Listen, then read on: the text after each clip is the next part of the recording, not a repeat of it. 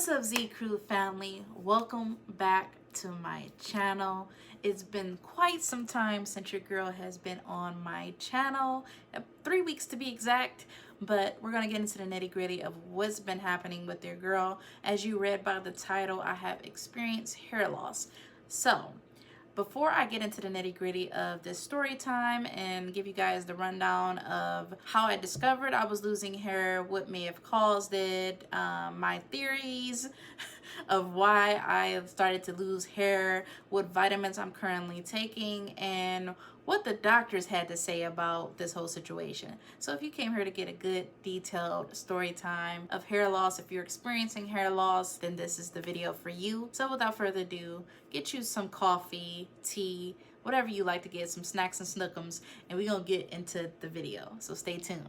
Okay, so now it's time to get to the nitty-gritty of why your girl has disappeared from the streets of YouTube 3 weeks ago. We're gonna get into first how I discovered that my hair was shedding excessively. So there's different types of hair loss. I'm not going to go into all the different types in this video, but there's things like traction alopecia, alopecia in general, alopecia that's caused by iron deficiencies and things like that. So week one of my hair loss experience was about early January, I say early January. Yeah, I say about early to mid-January. And I noticed week one, it was a slight increase of hair loss, like shedding, that I'm typically used to. So I didn't really pay it no mind. I'm like, okay, hormonal, I normally lose more hair around that time of the month or when the seasons change, which you guys know winter was very much of a whirlwind this year. It was very crazy. It was not, in Ohio at least, it wasn't consistent at all. Like it would be sunny one day and then like 2 weeks after that it would be snowing, and it's really bad now. Like it's rotating back and forth, but that's either here or there. So week one I noticed increased shedding. Week two I noticed a slight bit more shedding. Week three, that's when I knew something was wrong. I knew something was internally wrong. And let me preface this by saying I had COVID-19, guys. I had COVID-19 in December, mid to late December. Actually, no, it was early December because I had COVID before Christmas. So that's to give you a little snippet into that. If you want to know my COVID story, comment that down below if you want to hear like what happened during that process and like the story time of me having COVID, which is crazy. But I noticed that my hair was shedding increasingly, and I'm gonna get now into what I noticed in the beginning, or what questions ran through my mind in the beginning. My initial thought was this caused by COVID? Was my hair loss caused by COVID? Because I did have COVID pretty bad. I had it for about 3 weeks, 2 to 3 weeks, and I wasn't even able to get out of bed. When I would get out of bed, I would be weak. So the symptoms I had with COVID, I'm just gonna list some across the screen so you guys see, but pretty much had all of them, guys. I had dizziness, shortness of breath a little bit when I would go down the stairs. I had nausea.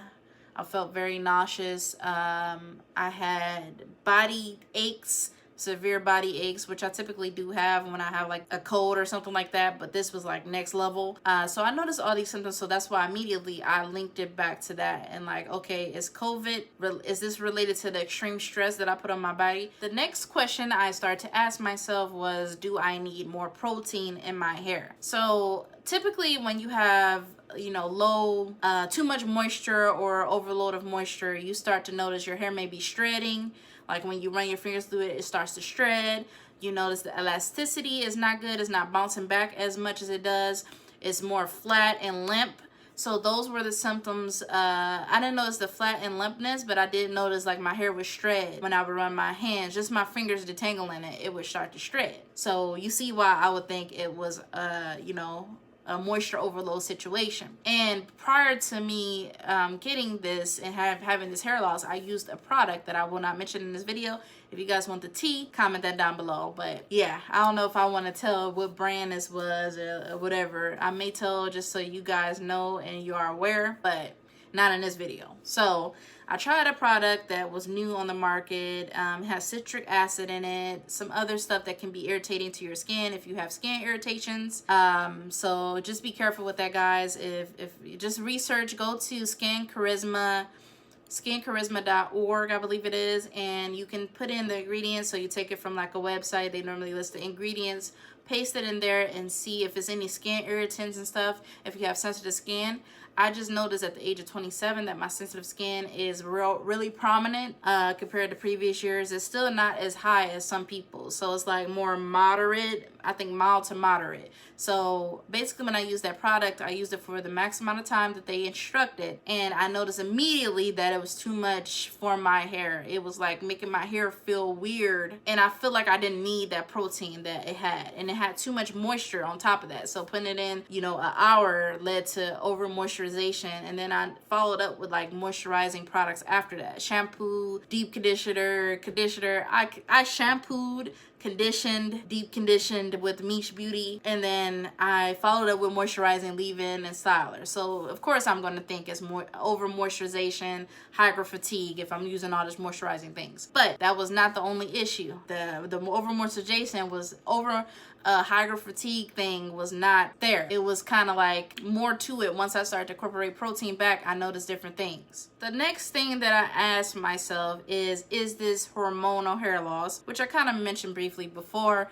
I was like, is this hormonal? Is this like, because after COVID, that's how you can tell COVID affects your body, and it's been some studies.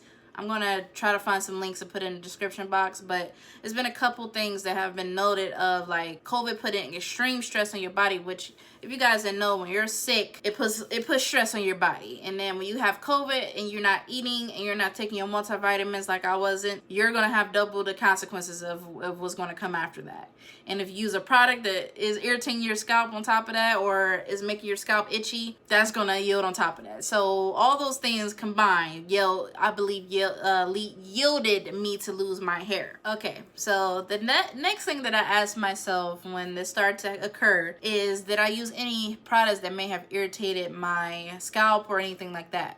So a big issue here is the product that I used was a newer product. It is not Black owned, and it's not rated as highly on skincharisma.org. If you guys see, I'm gonna like kind of scroll it so you guys can see, but typically on there it rates it in a percentage. So 100% is of course ideal. Everything that goes downwards, I typically don't go for anything under 85%, but this product was under that. So normally I'll check stuff, but a YouTuber that I like recommended this product, and I really trust her opinion on products and stuff like that. So that's why I tried it out. And I normally don't have any reactions with my scalp or anything like that. I never have sensitive scalp to where I overly get like red marks or things like that. I get like bumps on my scalp every here and there, but I never paid any mind. I didn't think that was a symptom of anything. Every time I would look it up, I didn't really see anything, but I started to see things recently, but that's a whole nother story. But basically, a new product that I used, I left it on for that hour, which was the max time, and then I noticed my hair was awkward after that because I feel like it was too much moisture in a protein, advertised as a protein product. Once again, comment down below if you want me to reveal what that brand or what that product was. It's no shade to the brand, it's shade to the product. So there has actually been reports of hair shedding occurring from using this product. So I'm guessing their balance of moisture and protein was not good, or an ingredient they used wasn't good, and it yielded certain people to have hair shedding. The thing about hair and the thing about like our bodies and things like that is everything is a domino effect. So your girl was not eating healthy. I was not working out. I was not keeping my stress levels by meditating. I wasn't keeping my stress levels down. I was using the same products, but I integrated this new product in that I didn't even research and things like that, like in terms of like the ingredients. So I did things that could have resulted in hair loss. So just to keep this in mind, guys, it necessarily wasn't COVID. It could have been things that I did, but there's no way to know exactly what caused it. I just want you guys to know what I may have did to lead to that. Okay guys, so the next thing that after I noticed like my hair loss and things like that, it was about 2 to 3 weeks that went by, because remember week 1 I had mild shedding, week 2 mild shedding, week 3 is when I noticed a little more matting and like shedding. And basically after that 2 to 3 week period, I integrated protein into my regimen. So I used the Afro-G two-step protein treatment, but I didn't follow the directions to a T. I actually didn't detangle my hair because I knew my hair was so fragile that I left it in a matted state. I know, that's not good. So basically, before you use the Afro-G two-step treatment, you have to shampoo your hair. So when you shampoo your hair, of course it strips it of some of its moisture, depending on if you use a moisturizing or a cleansing shampoo. I think I used a more cleansing shampoo that wash days, so that was even more bad. But I used a cleansing shampoo and my hair was stripped of moisture, so I didn't want to go in and detangle it because I knew my hair was falling out excessively at this point. So I put the Afro-G two-step, sprayed it all in my hair in the shower, which is a no-no. I would never recommend that. Always put like one of those capes. I'll put in the description box a cape that you can put when you style your hair, when you do your makeup and stuff like that, because all of my body was sticky. I had to wash that stuff off, and I hate the feeling of stickiness and ickiness and stuff on my body. So basically, I put that in and my hair was not detangled. So when I put it on top of it and let it sit under the hooded dryer, firstly, I did not let my hair dampen before I put on the Afro-G treatment. You're not supposed to put it on soaking wet hair. You're supposed to put it on towel dried hair so that way it can penetrate better in your strands. So, because remember, when you put water on your hair hair is absorbing that water, and then you don't have enough room to put other products. That's why they say to apply like your leave-in and stuff. They recommended to apply your leave-in outside of the shower after you towel dried your hair, but a lot of low porosity girls don't do that because we got low porosity, so we need the heat to penetrate before we do that. But that's, if you want all the nitty gritty of like science, like the stuff of what I know and what I've learned over the years of being natural, subscribe to my channel, sis. I got you. I got all the technicalities. I actually have a video on hair porosity. But basically, I did the Afro-G protein treatment. I didn't do it fully correctly, but I did notice my hair strengthened up. But I noticed my hair strengthening up was not the problem. It was like, it wasn't too much protein for my hair, but it wasn't like fixing the problem. Like, it still was the same issue, which led me to believe it wasn't protein that was the issue. My hair needed a little bit of protein, but it didn't need like excessive amounts of protein. So I used it that week. I waited about 2 more weeks, and then I incorporated the Shea Moisture Manuka honey and yogurt protein mask, hair mask. And when I integrated that, I noticed that my hair felt kind of similar how it did when I applied the Afro-G two-step. It felt a little bit more strengthened and strong, but it didn't feel, it wasn't repairing the issue still. Like, essentially, like, every time I added protein, it made things worse because it started to make my hair matte and matte and matte. You see what I'm talking about? So my hair was less pliable and it was more like rigid and like breaking off easier. So I had way too much protein, guys. Way too much protein. But the structure of my hair was not fully curly. It was like curly, but it wasn't like fully bounced back like how it is now. If I was to pull this from a twist out, right? If I pull this, stretch it out, it goes about right here. If I pop it in place, it goes back. That means I don't need any more protein. Because, I mean, I don't need no more protein. Like, it's strengthened. It's strengthened. It's holding a curl. The only time it doesn't hold a curl is in my front here, which has always been my problem area. It's looser texture. It's always going to be like that. So, that's when I knew that weeks 2 to 3, after that, those weeks, I noticed that I needed to call to book a dermatology appointment. So I booked that, but it was a month out. It was about a month out until I could see somebody. That's just how it is in Ohio. Every dermatologist that I ever called has always had like 3 weeks plus for me to get an appointment. So just my luck, it wasn't able to get nothing until a month, which that was a downside. But when I did the weed out method of trying out protein and I noticed my hair still was shedding excessively, that's when I pulled back like 2 more weeks after that, and I said, okay, now it's time to call a regular physician, because I called the nurse's hotline and told her that I had hair loss. She said, you know, to book a physician, but I was thinking to go right to the source of the dermatologist. So I was skipping past the dermatologist, the physical, you know, regular doctor physician, and I was gonna go straight to the dermatology, but I was like, no, I need to go to the doctor so I can get labs. So that's essentially what I did. So I booked those appointments, and luckily the doctor's appointment was able to be scheduled within a week, I believe, out from when I called. So I was super happy about that. So let me skip forward to the results of everything. So I went to the dermatology appointment. I went to the physician's appointment. Here are some key points. I did my lab results, every lab, and I had her add vitamin D because my mom had a deficiency in vitamin D, which caused her hair loss. So I had them run the test, and when I went back to get like my pelvic exam and things like that, I seen, you know, she talked about my results and she said all of it was normal. So in the first appointment, when I went to the doctor physician, because, you know, they try to get money, so they had me go to physician appointment, and then I came back for another appointment because I needed a gynecologist anyway, so I decided to group it all together. You get what I mean. So the first appointment, I told her what was going on. She said, in the meantime, in between time, until we get your lab results, take biotin, vitamin D, and multivitamin. That's what she told me. So that's what I did. Immediately that same day, I went to the store.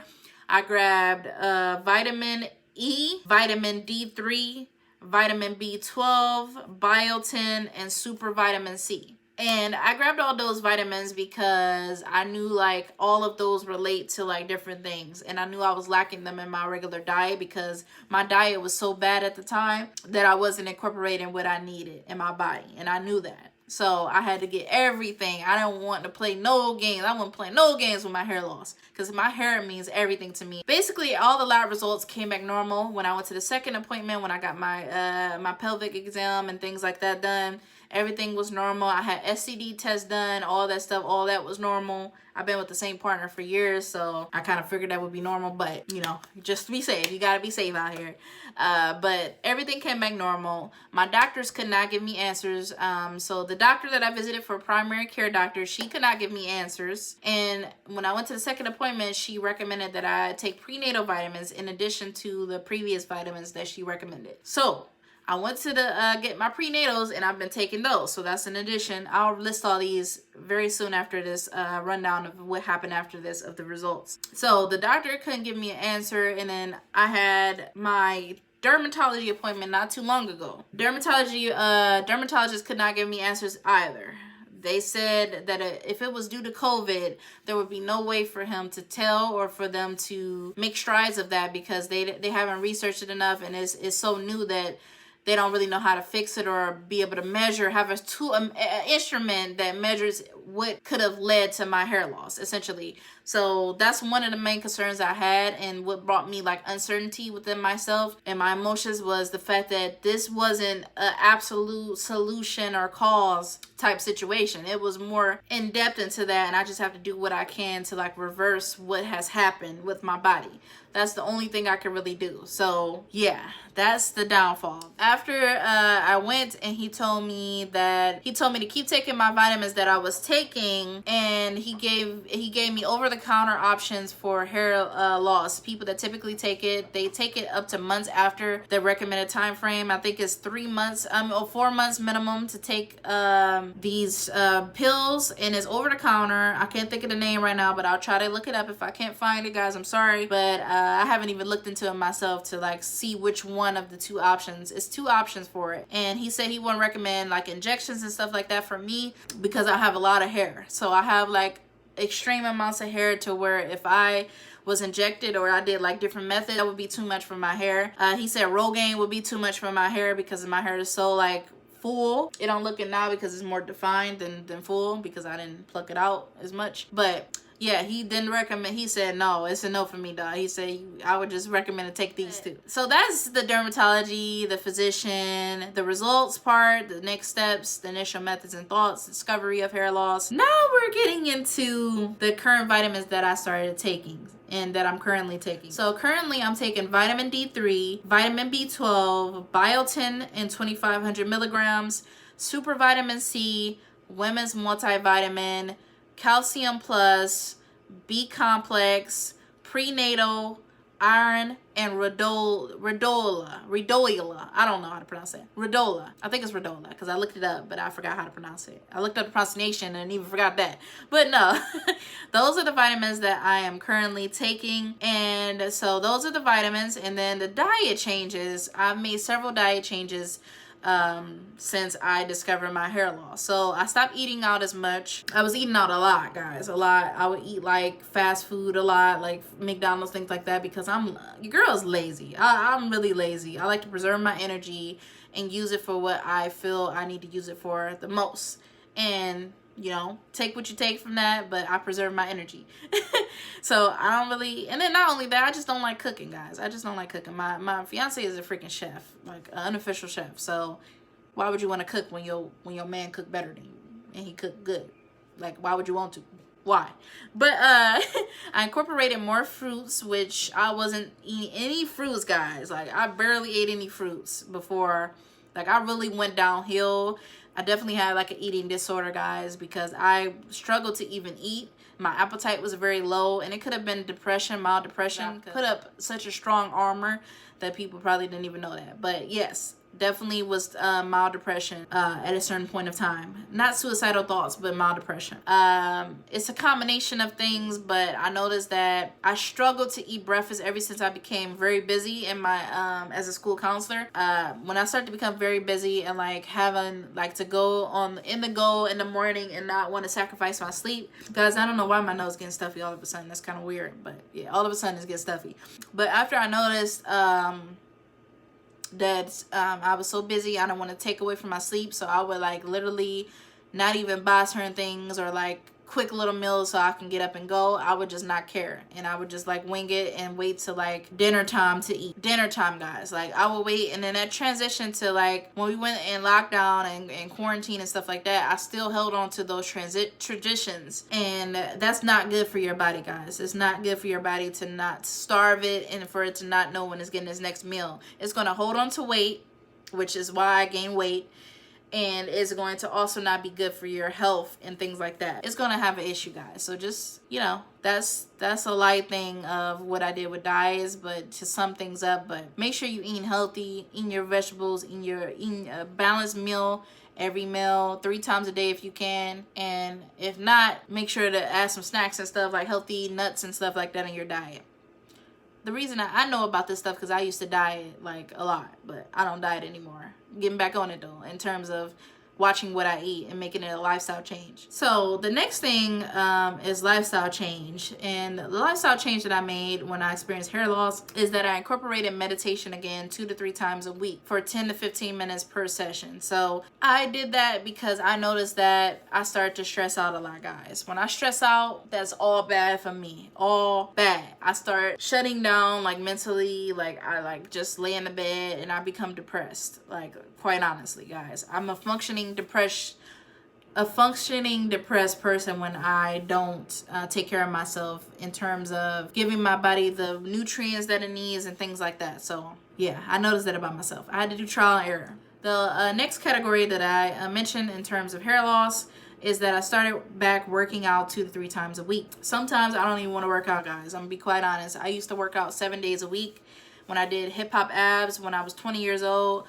I slowed down in college, did like 5 days a week. I would take classes to challenge my body and maintain a certain range of weight that was really good for me because I hold on to more in my breast area and my hips and butt and thighs. So I had to like tone my body up essentially, and I did very good at that for a while. But once I started to get really busy, all that went out the window, and eventually I took exercise completely out of my regimen. But I've incorporated that back in, and I do like 2 to 3 times a week of cardio, like 30-minute sessions or whatever video that's at least 30 minutes or 25 minutes. And then I just do that, and I break a sweat, and I take workouts very seriously, very seriously. I love working out.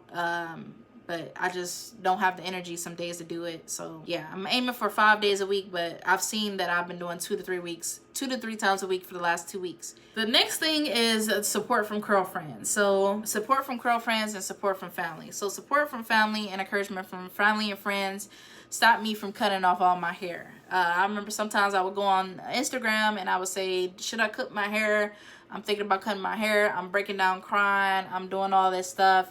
And I really was feeling like every week, you can hear from my partner as well. Every week I would say I want to cut my hair, and I would like cry in the shower, and he would come and check on me, and I would say, I don't want to do this no more with my hair. Like, I just want to cut my hair off. But then something clicked in me, my intelligence, and I'm a very intelligent person, so I was able to say, think about all the consequences that may happen as a result of that. And I was like, if I cut my hair and I'm still going through the same thing, my hair gonna be shorter, but it's still gonna be damaged. So it means later down the line, I'm gonna have to cut off more hair, because what happens when you experience hair loss in this capacity, at least in my experience, I've experienced more matting. Now, what you guys are probably wondering from the overall gist of this story time is, how is my hair today? How is my hair today? So I wrote down some notes. My hair shedding has drastically reduced, which is great.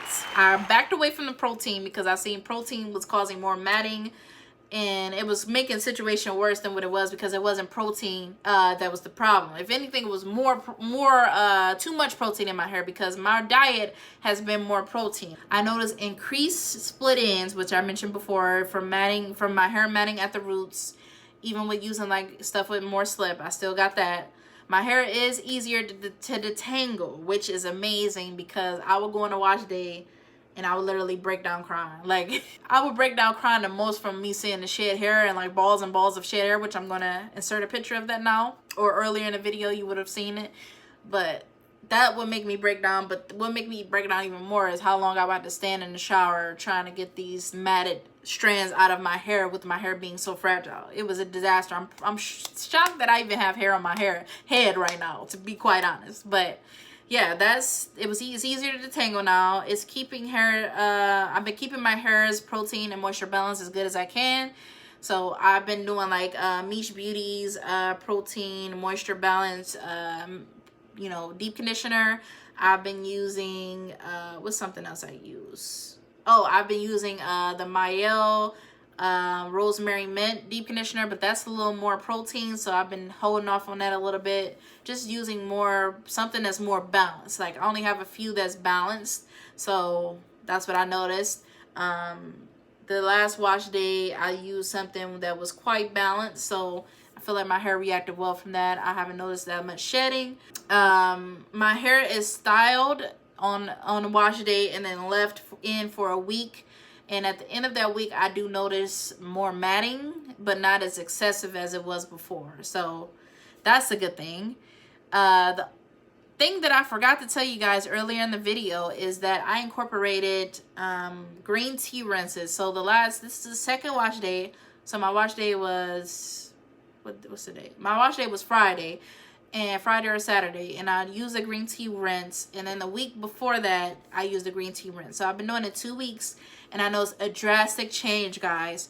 Like, when they say green tea reduces your shed hair and like puts the hair loss at bay, for the most part I feel like it does. I feel like it does. But I want to do the next, maybe in 2 weeks, try out the black tea, because I had my fiance buy that for me as well. So I bought the black tea and the green tea, and I mixed that together because black tea, just a little quick summary, black tea is supposed to block hair loss as well, but it's supposed to strengthen your hair.